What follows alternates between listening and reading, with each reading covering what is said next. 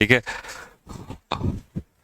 और समय से पहले ही आइएगा, खाना खत्म होने से पहले पहले, नहीं तो बर्तन मांजने पड़ेंगे फिर आपको। ठीक है। तो सभी आमंत्रित हैं आप लोग। चलिए भाई, जय हिंद सभी को, नमस्कार, सत श्री अकाल, राम राम, आदाब। कैसे हैं आप सभी लोग? क्या हाल चाल है आप सभी के भाई? किसकी शादी है? हमार शादी वाह है। हमार शादा शादी है। ऐसी बिहार से है कोई तुम में से? हाँ। तुम कहां से हो? बिहार में कहां से? आ रहा तुम? नवादा तुम? आ रहा। अच्छा। हाँ तो हमारी शादी है, वो कैसे बोलते हैं बिहारी में? हमारा शादी बा। हमार शादी बा।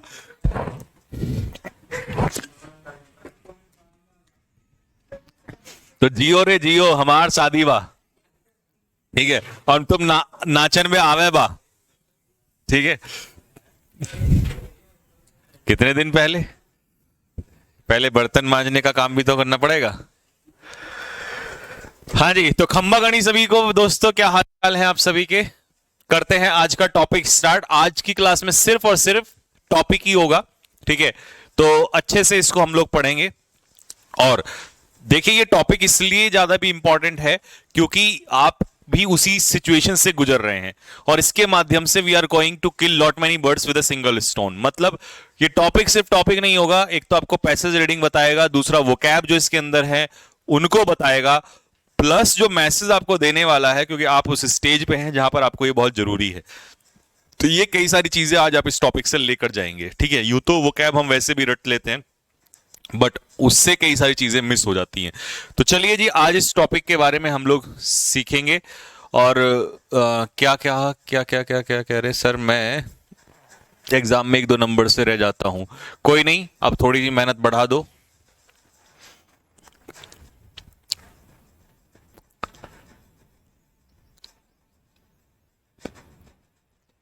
हाँ, शादी के ऊपर चर्चा बाद में, पहले यहां जाइए। ठीक है। स्टूडेंट सुसाइड्स, ओहो, a cry for help that must be heeded. क्या? अच्छा, कोशिश करिएगा खुद भी मीनिंग निकालने की। समझिएगा कि आपके सामने कोई पैसेज अगर आप बैठे हैं तो कैसे निकालेंगे इसका मीनिंग। पैसेज का आपको भी तो निकालना पड़ेगा ना वहां पर मीनिंग। तो अब क्या है इसका अर्थ समझो। स्टूडेंट सुसाइड, ये सबको समझ में आ रहा होगा कि स्टूडेंट्स के जो सुसाइड हो रहे हैं दिन प्रतिदिन। अ cry for help, a demand for help, a need for help, एक जरूरत है इस समय पर इनको, बच्चों को हेल्प की जरूरत है। दैट मस्ट बी हीड, एक ऐसी हेल्प जिसको हीड किया जाना चाहिए। अब हीड का मतलब क्या होता है ये बताइए। देखिए, वो कैब इसलिए इंपॉर्टेंट हो जाता है रीडिंग कॉम्प्रिहेंशन के टाइम पे। तो हीडेड का मतलब है लिसेंड, सुनना ध्यान से। एक ऐसी हेल्प जिसके बारे में, एक ऐसी हेल्प जिसको लेकर अथॉरिटीज को, सरकारों को सुनना चाहिए, हीड करना चाहिए। अच्छा, लिखने की कोई जरूरत है नहीं इसमें, क्योंकि आपको मैं बता दूं, जैसा कि आपको पता ही है कि अंत में सारी वो कैब इस तरीके से लिखी हुई होती हैं। तो जब आपको ये पीडीएफ मिलेगी तो उसमें से आप इसके नोट्स बना लेना, देखना जरा, इससे अच्छा कोई और क्या लिख के चाहिए आपको। हीड का मतलब होता है पे, हीड मतलब पे अटेंशन, ध्यान देना किसी बात पे। ठीक है। या नोटिस करना किसी चीज को, नोटिस करना, या लिसन करना किसी चीज पर, कंसिडर, विचार करना किसी चीज पर। तो जितने मीनिंग पॉसिबल हो सकते हैं वो हमने सब लिख दिए हैं। ठीक है। चलिए जी, अब आइएगा इधर।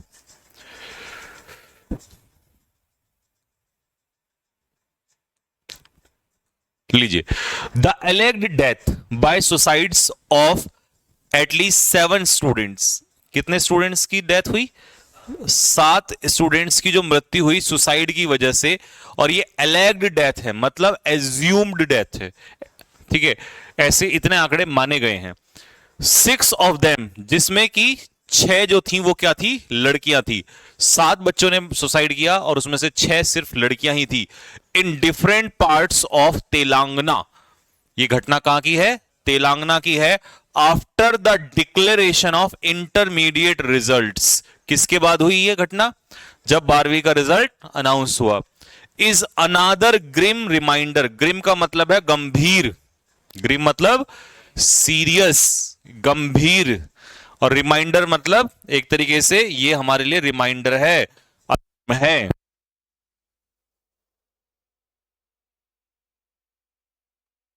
शांत हो जाते हैं, हमारी अथॉरिटीज क्या हो जाती हैं, शांत हो जाती हैं, उनको लगता है सब बढ़िया चल रहा है। लेकिन जब ऐसी घटनाएं होती हैं और सामने आती हैं तो फिर से ये एक अलार्म बेल की तरह खड़ा हो जाता है। तो एक सीरियस इश्यू है, सीरियस, ग्रिम, ग्रिम मतलब गंभीर, सीरियस मुद्दा है दैट, जो कि डिस्पाइट, अब गंभीर मुद्दा है क्या वो सुनिएगा ध्यान से, दैट की डिस्पाइट का मतलब होता है के बावजूद। पहले तो आप इसको छोड़िए, ये बताइए यहां तक इस पार्ट में कोई दिक्कत है क्या किसी को? कमेंट बॉक्स में लिख के बताइए। ये पहला पैराग्राफ सबको समझ में आया? इसमें कोई इश्यू है किसी को?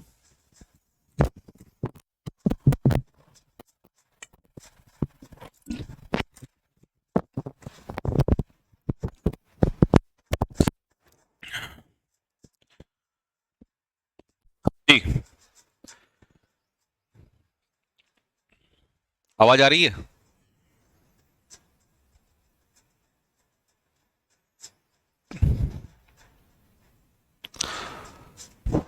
आवाज एक बार बताओ जरा, आवाज आ रही है क्या सभी को?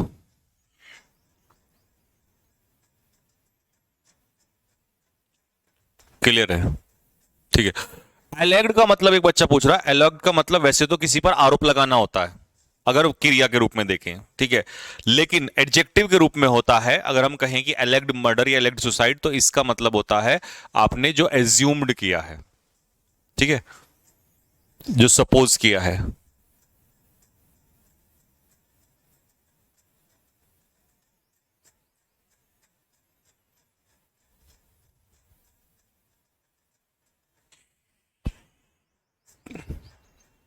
हम्म,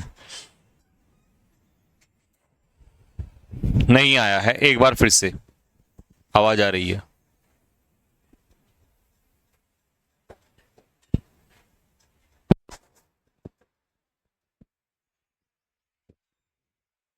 चलो जी देखो, द एलेग्ड डेथ, एलेग्ड डेथ का मतलब है जो सपोज्ड डेथ है, जो हमने आंकड़े माने हैं यहां पर, ठीक है, बाय सुसाइड, जो सुसाइड से हुआ, ये एज्यूम जो किया गया है कि सुसाइड हुआ है, ठीक है, ये इमेजिन किया गया, ये माना गया है कि भाई एक जो डेथ हुई है, जो सुसाइड से, मर्डर, मर्डर तो क्या नहीं कह सकते, सुसाइड मर्डर थोड़ी होता है, ठीक है, यानी कि बाय सुसाइड मतलब सुसाइड की वजह से जो मृत्यु हुई है। और कैसी मृत्यु भाई? डेथ क्या है यहाँ पर? नाउन, नाउन की विशेषता कौन बताता है? एडजेक्टिव। अगर मैं ग्रूसम डेथ कहता तो भयानक मर्डर हो जाता। अब एलेग्ड डेथ कह दिया तो इसका मतलब, अब एलेग्ड का मतलब देख लो, यहीं पर स्टार्टिंग में आपको दिया हुआ है इसका मीनिंग, लेकिन एडजेक्टिव के रूप में दिया हुआ है, वर्ब के रूप में नहीं है, क्योंकि वर्ब में तो आरोप लगाना होता है, ठीक है, ये रहा।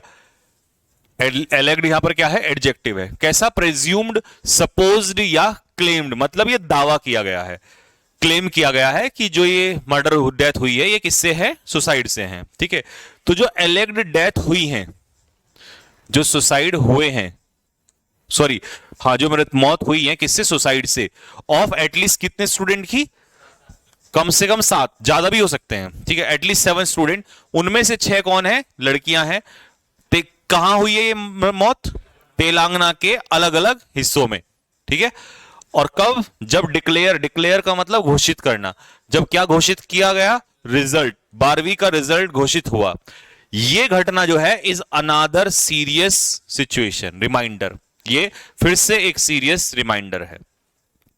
अब तो कोई समस्या नहीं है, यानी कि कम से कम 6 से 7, जो 7 से 8 बच्चों की जो है मृत्यु हुई है सुसाइड की वजह से, और ये जो है इनमें से 6 लड़कियां थी और एक लड़का था, और ये एक गंभीर मुद्दा है।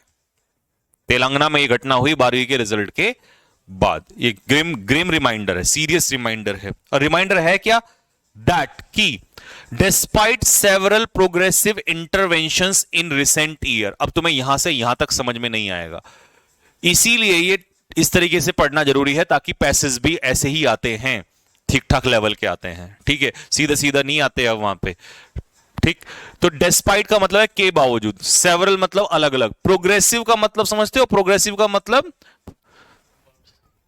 प्रोग्रेसिव को हिंदी में क्या कहते हैं? यानी कि सफलता पूर्वक प्रोग्रेस करना, ठीक है, प्रोग्रेसिव, ठीक है, आगे बढ़ना। हाँ, इंटरवेंशंस इन रिसेंट ईयर, देखिए रिसेंट ईयर्स, पिछले कुछ सालों में हमने बहुत सारी चीजें हासिल की हैं। प्रोग्रेसिव चीजें हासिल हुई हैं। इंटरवेंशंस का मतलब है हमने बहुत सारी कामयाबी हासिल की है, पिछले कुछ सालों में हमने बहुत सारी कामयाबी हासिल की है।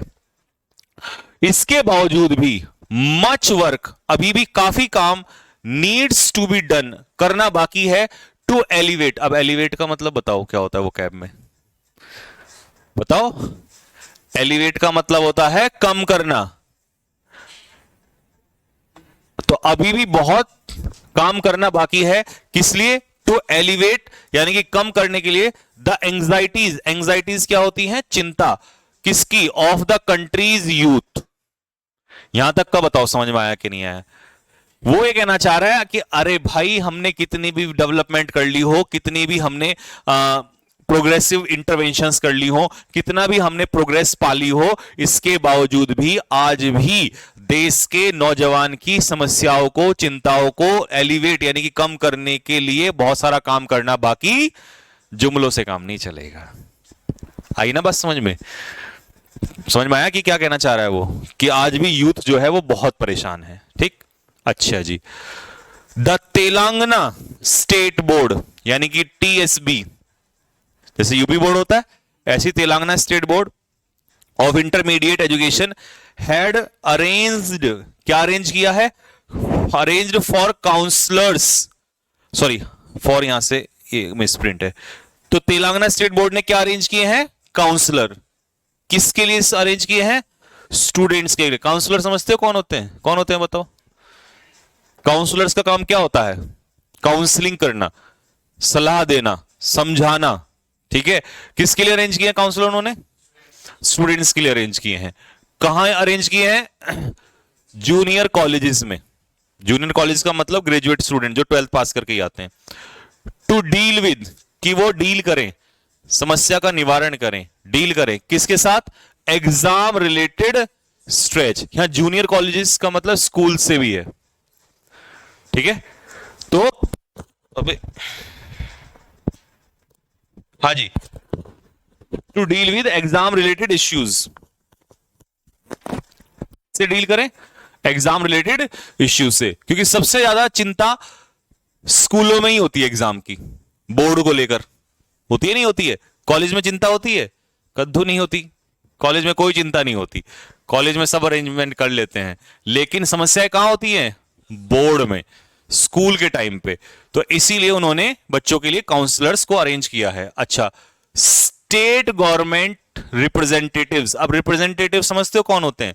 रिप्रेजेंटेटिव वो लोग होते हैं जो सरकारी संस्थानों को रिप्रेजेंट करते हैं। मतलब अगर मैं कैडेट डिफेंस एकेडमी का रिप्रेजेंटेटिव हूं तो मैं यहां कहीं पर भी जाऊंगा तो मैं उसको रिप्रेजेंट करूंगा। तो जो सरकार के लोग होंगे, सरकारी रिप्रेजेंटेटिव, आगे समझ में? स्टेट गवर्नमेंट के रिप्रेजेंटेटिव। हैड ऑल्सो आस्क्ड, उन्होंने भी क्या कहा है? Students, asked students to not be dejected. लो जी, देख रहे हो वो कैब कितनी इंपॉर्टेंट है। उन्होंने स्टूडेंट से कहा है कि डिजेक्ट मत हो।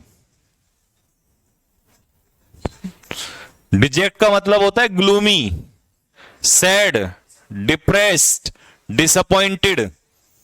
ये सब लिखे हुए हैं मैंने मीनिंग में नीचे, आगे समझ में? डिजेक्टेड पैसेज ऐसा ही आता है सेम। अब आप कहोगे सर पैसेज कैसे पढ़ा जाए? तो बस यही तरीका है जैसे मैं पढ़ रहा हूं। अगर मुझे डिजेक्टेड का मतलब याद होगा तो मुझे समझ में आएगा, नहीं होगा तो तुम वहां चाहे भगवान को बुला लेना, समझ नहीं आएगा। वो भी कहेगा बेटा पहले वो कैब याद करके आ। इसलिए वो कैब का रोल आता है पैसेज में। और पैसेज कोई ऐसा एग्जाम नहीं जिसमें ना आता हो। चाहे एनडीए हो 5 क्वेश्चन, एयरफोर्स हो 5 क्वेश्चन, सीडीएस हो 10 क्वेश्चन, ज्यादा भी हो जाते हैं, एसएससी हो 5 क्वेश्चन, कोई भी दुनिया का एग्जाम हो, रीडिंग कॉम्प्रिहेंशन तो आना ही आना है। जबकि ये किससे लिंक्ड है? वो कैब से। आगे बात समझ में? ओके, चलिए। तो सरकारी जो रिप्रेजेंटेटिव्स हैं उन्होंने क्या कहा स्टूडेंट से? कि क्या मत हो, निराश मत हो। बाय एडवर्स, यहां पर एक वर्ड छूट गया, एडवर्स सिचुएशन। ये अच्छा, एडवर्स का मतलब क्या होता है? विपरीत। ये जो विपरीत परिस्थिति तुम्हारे सामने पैदा हुई है, ये जो समस्या तुम्हारे सामने आ रही है एग्जाम्स वगैरह को लेकर या किसी भी चीज को लेकर, इससे क्या नहीं होना है? निराश नहीं होना। However the loss of young lives. अब यहां पर the loss of young lives का क्या मतलब है बताओ? यंग लाइव समझ में आ रहा है? नौजवान बच्चे, इनकी बात हो रही है। इनकी जिंदगियों का जो लॉस है, मतलब ये जो मौतें हो रही हैं। अब आया समझ में? The loss of young lives. Passage में सीधा सीधा नहीं बोलता, द लॉ ऐसे ही बोलता है घुमा फिरा के। तो the loss of young life समझ में आ रहा है कि ये जो बच्चों की मौतें हो रही हैं, ये जो नौजवानों की जिंदगियां जा रही हैं, इसका जो नुकसान है, ठीक है। However the loss of young life speaks of एक फ्रेजल वर्ब है और इसका मतलब होता है शोज या रिप्रेजेंट। नीचे लिखा है मैंने, नौजवान बच्चों की मौतें, नौजवान बच्चों की जिंदगी जो जा रही है, ये रिप्रेजेंट करता है, या ये कह सकते हो एक तरीके से सबूत है। किस बात का सबूत है? Serious systematic shortcoming. शॉर्टकमिंग होती है कमियां, कि हमारे एजुकेशन सिस्टम में क्या है, आज भी खामियां हैं और सीरियस कमियां हैं, हल्की फुल्की कमियां नहीं है। ये रिप्रेजेंट कर रहा है इस बात को। दैट कैन नॉट बी, जिसको हम क्या नहीं कर सकते? मिटिगेट नहीं कर सकते। मिटिगेट का मतलब है कम नहीं कर सकते। एलिवेट बताया था ना, तो अब आ गया मिटिगेट। एलिगेट मिटिगेट एक ही चीज होती है, बस नए नए वो कैप डाल रहा है इसमें, तो ऐसे वो कैप भी याद होते चले जाते हैं। तो ये जो जिंदगियां जो बच्चों की जा रही हैं, ये जो मौतें हो रही हैं, ये प्रमाण है, सबूत है। एक हमारे सिस्टम में जो कमियां हैं बहुत बड़ी, उनका सबूत है कि ये प्रूव कर रही हैं, चिल्ला चिल्ला के कह रही हैं कि हमारे सिस्टम में क्या है, कमियां हैं। जिसको, जिन कमियों को हम कम नहीं कर सकते, किससे? By reaching out to students, students तक पहुंचकर जस्ट बिफोर द एग्जामिनेशंस। हमको पता है क्या लगता है, हमारी सरकारों को क्या लगता है कि स्कूल से, सॉरी, एग्जाम से चंद एक दो दिन पहले बच्चों से जाओ, प्यार से बातें करो, है ना, उनको मोटिवेट करो और ये समस्याएं खत्म हो जाएंगी। और कुछ नहीं तो अपना सरकारी लोग क्या करते हैं, सोशल मीडिया पे मैसेज दे देते हैं कि बच्चों प्रेशर नहीं लेना, अच्छे से एग्जाम दो, बस बात खत्म, पल्ला झाड़ लिया।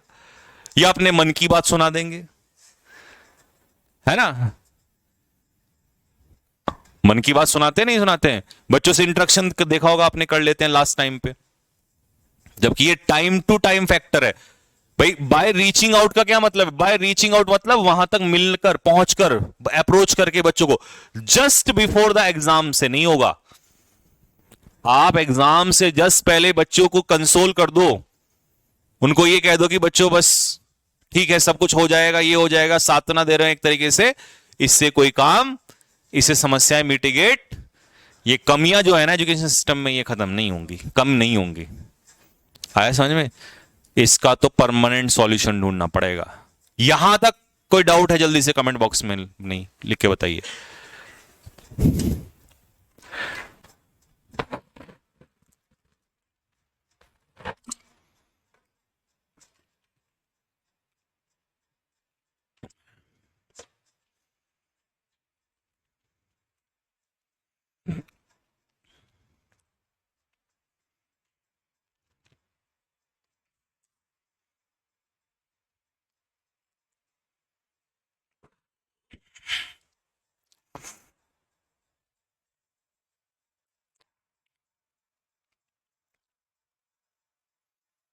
क्लियर है? ओके, चलिए भाई अब आगे बढ़ते हैं यहां से। सुसाइडल बिहेवियर, सुसाइडल बिहेवियर समझ में आ रहा है? यानी कि ये जो बच्चों का एक सुसाइडल बिहेवियर बन के उभर के आया है, सुसाइड करने का जो एक बिहेवियर निकल कर आया है ना, ये जो है इज ऑफ कोर्स, मतलब वास्तव में, ठीक है, the culmination of several factors, ये बहुत सारे आंकड़ों का, फैक्टर्स का कल्मिनेशन है। कल्मिनेशन का मतलब होता है वैसे तो पीक होता है, ठीक है, तो हाँ, कल्मिनेशन का जो मीनिंग होता है वो होता है किसी चीज का पीक, चोटी, पिनेकल, ये भी कह सकते हो, ठीक है, चरम सीमा। देखो, कल्मिनेशन होता है पीक, चरम सीमा, पिनेकल, एपेक्स, क्लाइमेक्स, कल्मिनेशन। मतलब ये जो सुसाइडल बिहेवियर है ना बच्चों का, जो बच्चे सुसाइड कर रहे हैं, ये एक तरीके से क्या दर्शा रहा है? ये एक तरीके से दिखा रहा है कि बहुत सारे आंकड़ों, बहुत सारे फैक्टर्स का अब क्या है, ये पीक है, ये पीक आ चुका है, बस इससे ऊपर कुछ नहीं हो सकता, ठीक है। इट इज नो सीक्रेट, और ये अब कोई सीक्रेट नहीं है, अब ये बात छिपी नहीं है। हाउएवर दैट कंपटीशन प्रेशर, आगे ना समझ में, कंपटीशन प्रेशर, कि कहीं ना कहीं कंपटीशन प्रेशर और बर्डन जो है ऑफ पेरेंटल एक्सपेक्टेशंस, यहां तक समझ में आया? दोबारा से देख लो।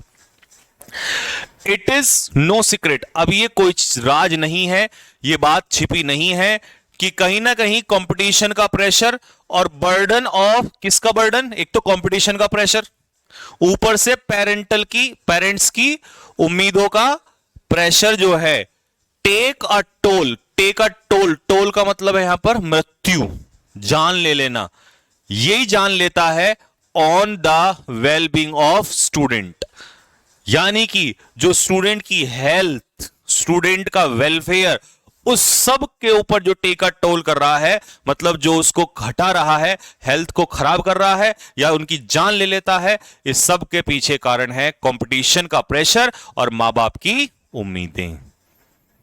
आगे बात समझ में आता है? ठीक है। दिस इज स्पेशली, ये अगर देखा जाए तो ये ऐसा इसलिए है बिकॉज टुडे, आज मोर देन एवर बिफोर, मतलब पहले नहीं इतना कभी हुआ, होता तो पहले भी था, बट आज सबसे ज्यादा हो गया। क्या हो गया है?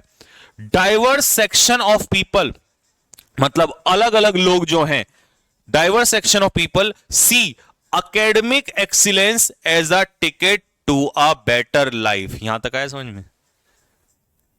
मैं बता दूंगा, लेकिन मैं चाहता हूं कि तुम एक बार खुद से दिखा लो। This is specially so because, ऐसा इसलिए है, मतलब कंपटीशन का प्रेशर, मां बाप की उम्मीदें, ये सब जो स्टूडेंट की समस्या, सॉरी स्टूडेंट की वेलबींग, वेलबींग का मतलब है उसकी हेल्थ, उसको खराब कर रहा है। क्यों हो रहा है ये सब? क्यों इतना प्रेशर में आ रहे हैं बच्चे? ऐसा इसलिए है क्योंकि मोर देन एवर बिफोर, कि ऐसा अब से पहले कभी नहीं हुआ जो अब हो रहा है। और क्या नहीं हुआ? देखो कि डाइवर्स सेक्शन ऑफ पीपल, लोग, अलग अलग लोग, डाइवर्स सेक्शन, डाइवर्स का मतलब है अलग अलग, डिफरेंट, कि समाज के अलग अलग लोग जो हैं वो see academic excellence as a ticket to a better life, वो एकेडमिक एक्सीलेंस को एक बेटर लाइफ का टिकट समझते हैं। मतलब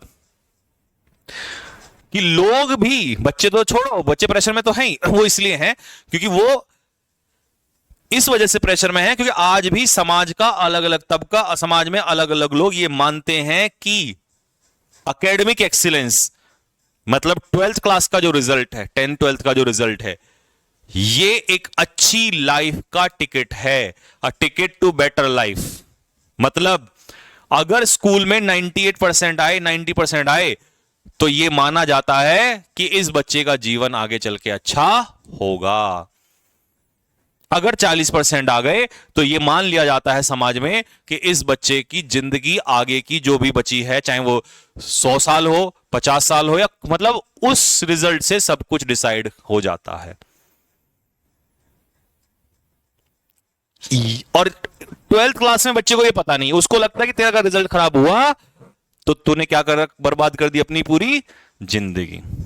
अब उसके हाथ में 2 ऑप्शन है, या तो वो वहां पर अपनी जान ले लेता है, या वो उसमें रिजल्ट में बेहतर कर जाता है। बेहतर नहीं करता तो वो समझता है कि अब तो तेरा सब कुछ खत्म हो गया, उस प्रेशर को वो झेल नहीं पाता। इस वजह से सुसाइड्स होते हैं। जबकि ऐसे लाखों लोग हैं जो 35% लाकर करोड़ों की कमाई कर रहे हैं। नहीं कर रहे? आप उठा के देख लीजिए, लाखों करोड़ों लोग मिल जाएंगे तुम्हें, ऐसे लाखों तो संख्या में मिल जाएंगे। आपको बता दूं, जो उस 98% वाले से ज्यादा कमा रहे हैं।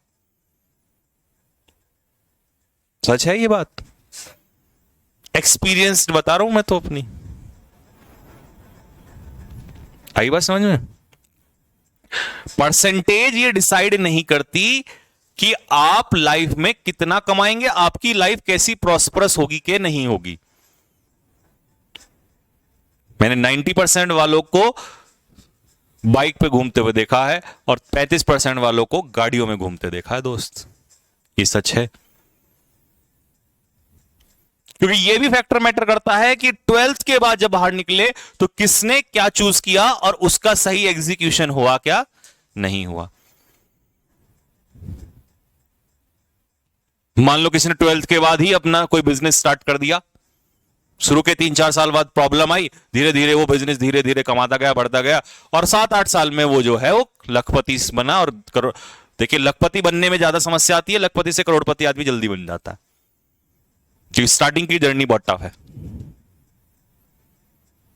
लेकिन वो जो 98% वाला था, वो इतने 6-7 साल अपना ग्रेजुएशन करता रहा, पढ़ता रहा, लगा रहा, फिर नौकरी ढूंढता रहा, फिर वो मिली या नहीं मिली वो वहां पर डिपेंड कर जाता है। और अगर मिली तो वो 30-40 हजार रुपए में रुक गया। तो कहां ये एकेडमिक एक्सीलेंस एक अच्छी लाइफ का टिकट हुआ। वो अपना नौकरी पे जाता है, सुबह से शाम तक बॉस की गालियां खाता है, वापस घर आता है, फिर जाता है वहीं, और वहीं वो जो दूसरा आदमी है वो अपना मजे का जीवन जी रहा है। वहीं मैंने 33% वाले लड़कों को नेशनल डिफेंस एकेडमी में भर्ती होते देखा है, आज पूरा जीवन अपना मजे से गुजार रहे हैं। और 90% वाला वो बीटेक कर रहा था, वो आज बैठा हुआ है वहीं पर, घूम रहा है, प्लम्बर का काम कर रहा है, इंजीनियर तो वो भी है। आई बात समझ में? तो ऐसा बिल्कुल भी नहीं है कि आपकी परसेंटेज क्या आई है, परसेंटेज डिसाइड नहीं करती, ठीक है।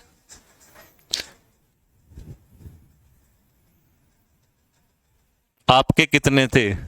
मैं भी उसी में से ही हूं, मैं भी उसी में से ही हूं। मेरे भी तो वही दिक्कत थी, इसीलिए तो मैं इतनी गंभीरता से समझा रहा हूं तुम्हें क्योंकि मुझे नहीं समझाया ना किसी ने, मैं भी टेंशन में था, बट बेशरम था मैं तो बेशरम था। तो इसीलिए मैं तुम्हें समझाना चाह रहा हूं कि हर आदमी बेशरम नहीं होता ना, कुछ लोग सेंसिटिव होते हैं। तो मैं भी उसी में से हूं। मेरे 87% थे, और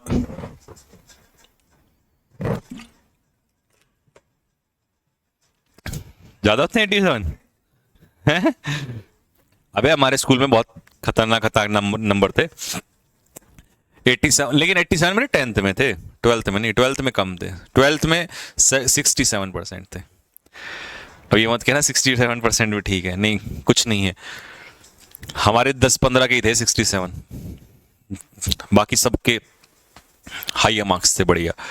हमारे लगभग 30-35 बच्चों के तो 95 प्लस थे, 96%, 97 पर, और उस समय पे थे जब उस समय परसेंटेज बहुत रेयर वो होता था। तो एक से एक धुरंधर रहता था हमारे उसमें। और कमबख्त मेरा ही जो दोस्त था, जो बिल्कुल मेरा ऐसे वाला दोस्त था, वो 10th में 67%, 77 पे था, अब मैं 87 पे था, और वो चला गया 98 पॉइंट समथिंग मार्क्स थे उसके 12th में, और मैं आ गया नहीं पीछे। तो ये है, उसने चूज किया कौन सा, ये हंसराज कॉलेज दिल्ली यूनिवर्सिटी का, और हमने चूज की चौधरी चरण यूनिवर्सिटी देसी यूनिवर्सिटी। हमारा फील्ड था एनडीए, इधर से डाल दिया बीए, इधर से फिर एनडीए, और उसका था वो, उसने भी बीए किया खैर, बट उसने वहां से किया ऑनर्स से, और फिर उसने किया पीएचडी, फिर वो उसमें निकल गया। बस आज कुछ भी नहीं, वो रिसर्च कर रहा है, ये है, हम पढ़ा रहे हैं। हमारी जर्नी वैसी है, अप्स एंड डाउन्स वाली, बिजनेस वाली, या इस तरीके की। उसकी अपना सीधा पढ़ाई वाली है, ठीक है। आज उसकी शादी हो चुकी है, ये तो फायदा है है ना हमारी नहीं हुई। बैक बेंचर्स की शादियां होने में बड़ी दिक्कत रहती है। चलिए जी, आइए। तो भैया स्कूल्स टू, अब आगे बढ़े, यहां तक तो समझ में आ गया। स्कूल्स टू मतलब ऑल्सो, तो स्कूल भी आर हार्बिंगर। लो जी, फिर वो कैब समझ रहे हो भैया, ऐसे भर भर के वो कैब आती है वहां पे। हार्बिंगर पता है कौन होता है? हार्बिंगर का मतलब होता है लीडर, जो सबसे आगे चलता है, पायोनीर, ठीक है। तो स्कूल्स भी क्या है इस फील्ड में? पायोनीर हैं ऑफ कॉम्पिटिटिव मेंटेलिटी। यहां तक समझ में आया? नहीं आया? इस कॉम्पिटिटिव मेंटेलिटी को सबसे आगे जो बढ़ावा दे रहे हैं, बताओ कौन है वो? अब आया समझ में? समाज तो है ही है, उससे ज्यादा कौन है? क्योंकि स्कूल में अलग कंपटीशन रहता है कि हमारे बच्चों के ज्यादा आएंगे तो हमारे यहां एडमिशन ज्यादा होंगे। तो सबसे ज्यादा तो कॉम्पिटिटिव फीलिंग कौन पैदा कर रहा है? स्कूल।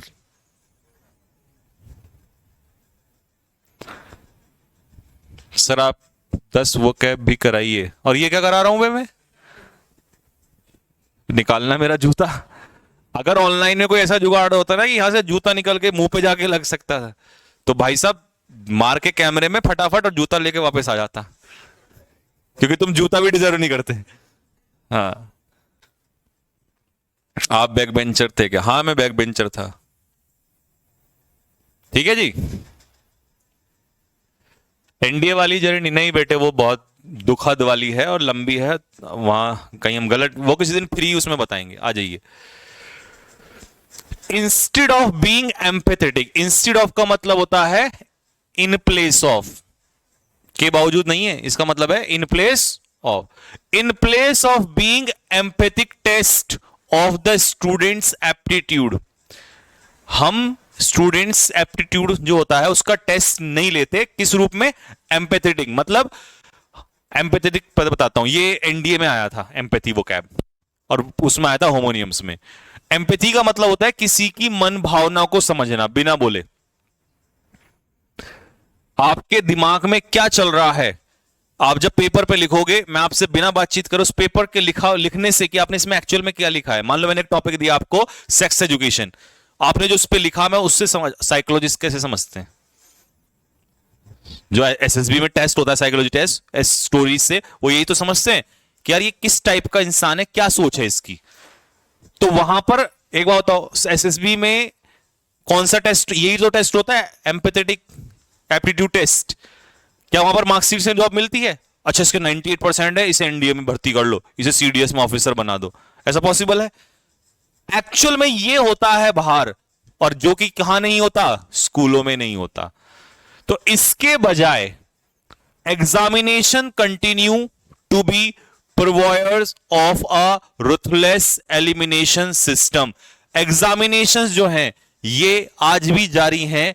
ये प्रोवायर है, प्रोवायर का मतलब होता है जो किस चीज को कैरी ऑन करता है। तो जो कैरी ऑन करते हैं रुथलेस एग्जामिनेशन सिस्टम को। रुथलेस का मतलब है निर्दयी, निर्दयी समझ में आ रहा है? हमारा एग्जामिनेशन सिस्टम जो है, सॉरी एलिमिनेशन सिस्टम जो है वो कैसा है? रुथलेस एलिमिनेशन सिस्टम है। मतलब हम अच्छा और बुरा जो छांटते हैं ना विद्यार्थी में कि ये स्टूडेंट बहुत अच्छा है और ये स्टूडेंट बहुत बुरा है, ये एलिमिनेशन सिस्टम है हमारे स्कूलों में। आया समझ में? वो कौन है? एग्जाम्स। इस पे तो अच्छा बुरा कहते हैं हम। कितना भी प्यारा बच्चा हो, कितना भी अच्छा लड़का हो, अगर उसके वहां एग्जाम में 40% रह जाते हैं तो टीचर की नजर में, स्कूलों में आपको पता है, आपने देखा होगा स्कूलों में दुश्मन होता है, वो गुंडा होता है वहां का। 40% वाला लड़का अगर गाय भी है ना तो वो गऊ नहीं माना जाता कि अच्छा लड़का है, वो गुंडा है।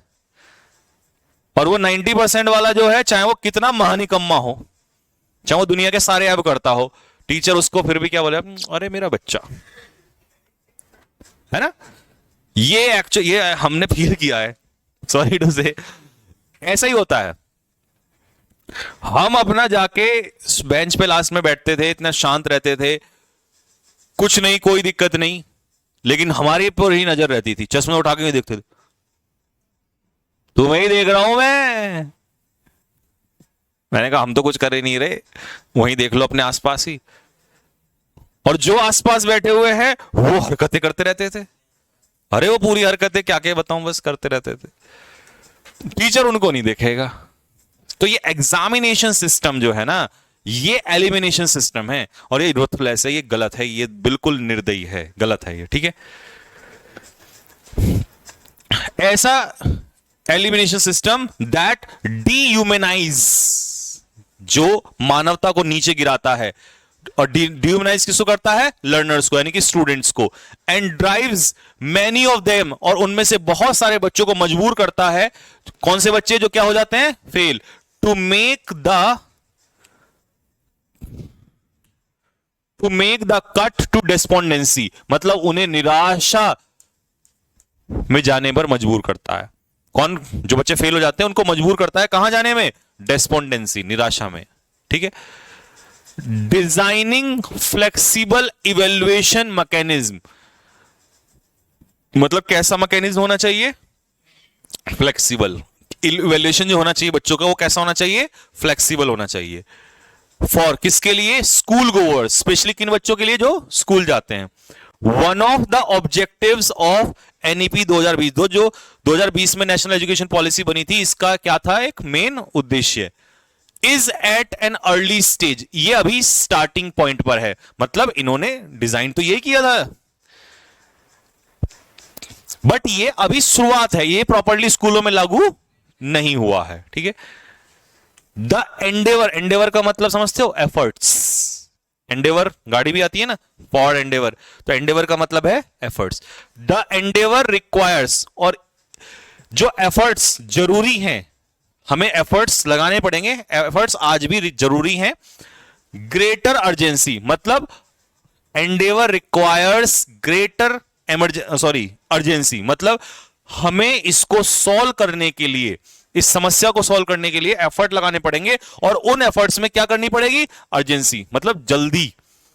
ऐसा ना हो 5-7 साल और लग जाए, तो हमें एफर्ट करने पड़ेंगे, लेकिन कितने एफर्ट करने पड़ेंगे? बहुत ज्यादा और जल्दी, देरी नहीं होनी चाहिए। ठीक है।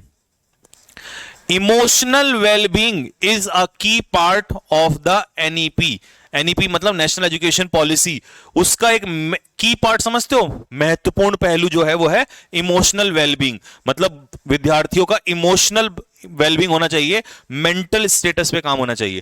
Thrust on creating an enabling atmosphere for students, तो यहां इसका मतलब है कि जो नेशनल एजुकेशन पॉलिसी हमारी बनी थी, इसका उद्देश्य है इमोशनल वेलबींग, फिजिकल हेल्थ से ज्यादा इमोशनल हेल्थ, ये इंपॉर्टेंट है। ठीक है, कि एक ऐसा एटमॉस्फेयर क्रिएट करें जो बढ़ावा दे किसको? मेंटल हेल्थ को। ठीक है। एजुकेशनिस्ट मतलब जो लोग एजुकेशन के फील्ड में रिसर्चर होते हैं। ठीक है। एजुकेशनिस्ट हैव ऑल्सो एम्फेसाइज्ड, उन्होंने भी इस बात पर जोर दिया है, the importance of counselling parent. हाँ, काउंसलिंग स्टूडेंट्स की नहीं होनी चाहिए, स्टूडेंट्स से पहले किसकी होनी चाहिए?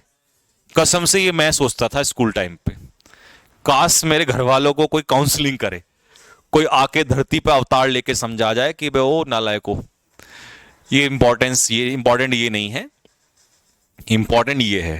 हर बच्चे चाहते हैं उनके माँ बाप को कोई समझाए, है ना? जब वो फोन करके कहते हैं कब लगेगी तेरी नौकरी, तो हम सोचते हैं काश उनको कोई समझाए आकर। तो इसीलिए स्कूल टीचर्स को भी और इनको दोनों को जरूरत है। स्कूल टीचर्स को, हम जैसों को नहीं, हम तो बिल्कुल फिट हैं एकदम से, हम तो कहते हैं मत पढ़, कोई दिक्कत नहीं है। वो आ रखी है आज पंचायत का वेब सीरीज, है ना, देख आराम, आ गई है, आराम से देख। लेकिन हम फिर ये भी कहते हैं कि एक ही एपिसोड देखना, पता लगा 6 घंटे एक साथ ही ऐसे कर दे, एक कल देख लेना, रोज एक देखेगा मजा भी आएगा, बट कहाँ बेचैनी रहती है ना।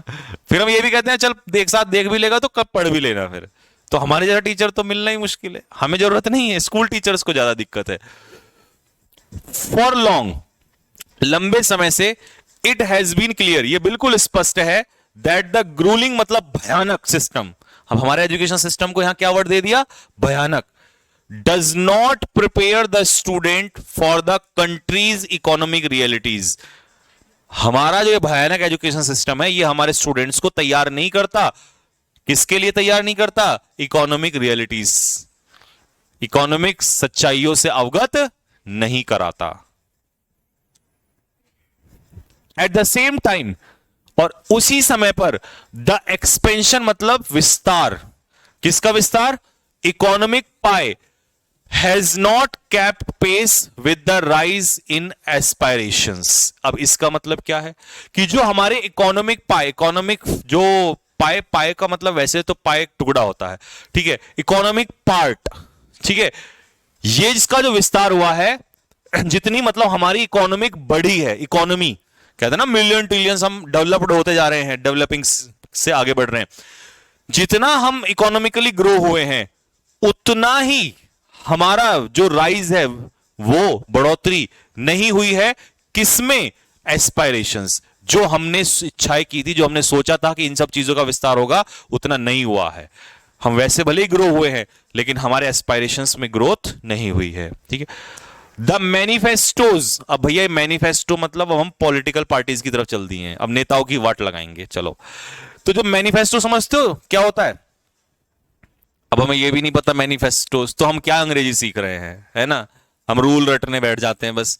मैनिफेस्टो होता है वो पत्र जिसमें, अभी नहीं सुना बीजेपी का मैनिफेस्टो, कांग्रेस का मैनिफेस्टो, घोषणा पत्र, जिसमें वो लिख कहते हैं कि इतने 2 किलो चावल देंगे, 2 किलो आटा देंगे, है ना, सरकारी नौकरी पक्की दे देंगे, ये सब समझ रहे हो ना, घोषणा पत्र। The manifestos of most political parties, ज्यादातर पॉलिटिकल पार्टीज का जो मैनिफेस्टोज होता है इन द ऑनगोइंग इलेक्शन, मतलब इसी की बात चल रही है, इस इलेक्शन में जो मैनिफेस्टो ज्यादातर पार्टियों का है, सीम टू बी कॉग्निजेंट, मतलब अवेयर, कॉग्निजेंट मतलब अवेयर ऑफ दिस डेफिसिट, ये जो कमी है ना एजुकेशन प्रॉब्लम की, ज्यादातर पार्टियों के मैनिफेस्टो में ये दिखाई दे रहा है कि पॉलिटिकल पार्टियां अवेयर हैं इस बात से। द अर्जेंट टास्क, लेकिन जो सबसे इंपॉर्टेंट टास्क है वो यही है कि 4 जून के बाद जब कांग्रेस की सरकार बनेगी, ठीक है, तो सबसे अर्जेंट टास्क क्या होगा? After 4 June will be to translate words into action. बस ऐसा ना हो कि शब्द बोल दिए और उस पर काम, लेकिन ऐसा नहीं होगा। राहुल गांधी जी की नेतृत्व की सरकार पूर्ण बहुमत के साथ जब आएगी तो 4 तारीख के बाद ये जो वर्ड्स हैं ये किस में दिखाई देंगे आपको? जुमले नहीं रह जाएंगे, सिर्फ काम भी इन पर होगा।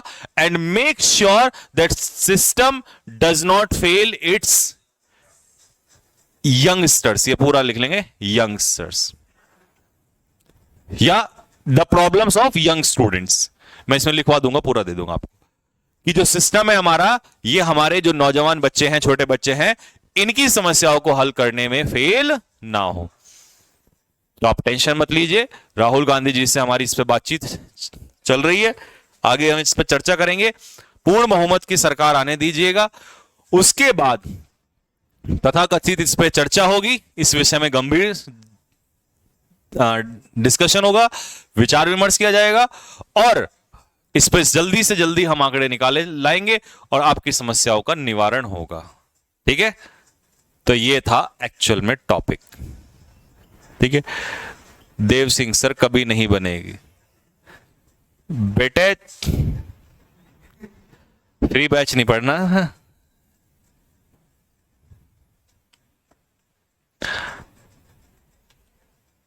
क्यों मजाक कर रहे हो सर?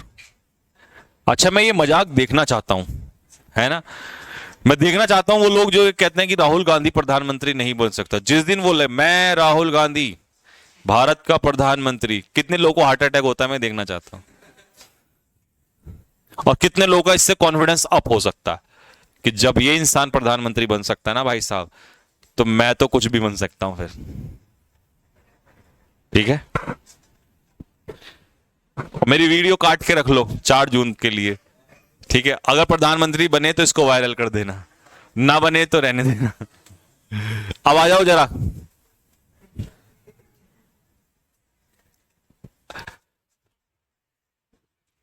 इसके अंदर जितनी भी गंभीर वोकैबुलरीज हैं सारी तुम्हें ये लिखनी है, नोट करनी है।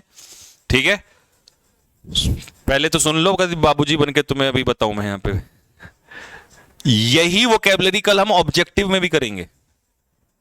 आज आपको डिस्क्रिप्टिव में जाना है, रिवीजन करना है, कल इसका ऑब्जेक्टिव डिस्कशन होगा, तो याद हो जाएंगी अपने आप ही। ठीक है, 2 बार पढ़ लेना टॉपिक, फिर वोकैब लिख लेना, नोट्स बनाओगे तो कल तक याद हो जाएंगी।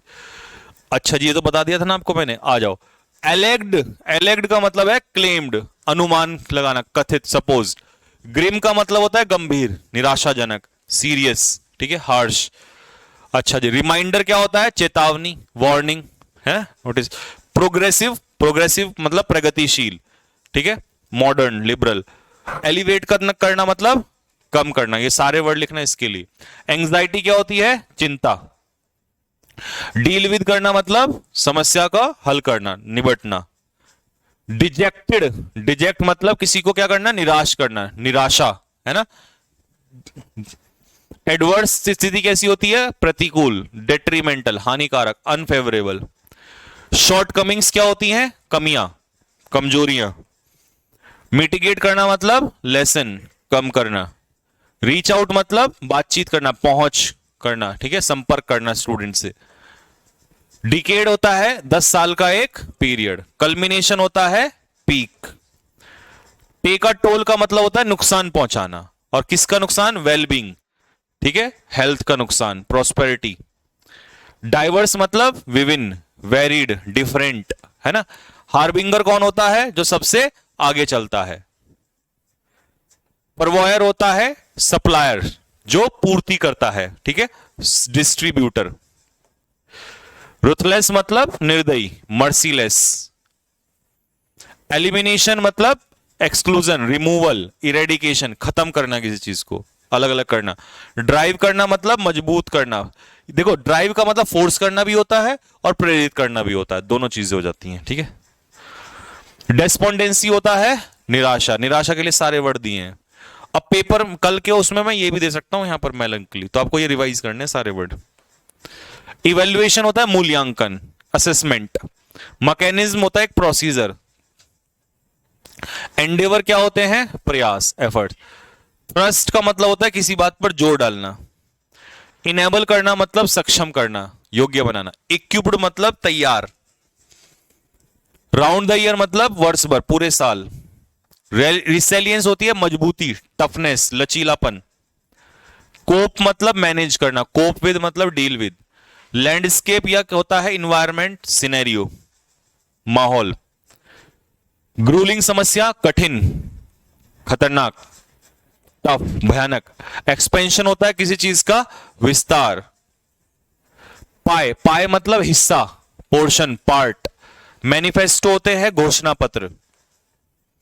कॉग्निसेंट होता है अवेयर, जागरूक। और डेफिसिट होती है किसी चीज की कमी। 40 वर्ड हैं ये पूरे, और इसके अंदर सिनोनिम्स भी होंगे, ठीक है।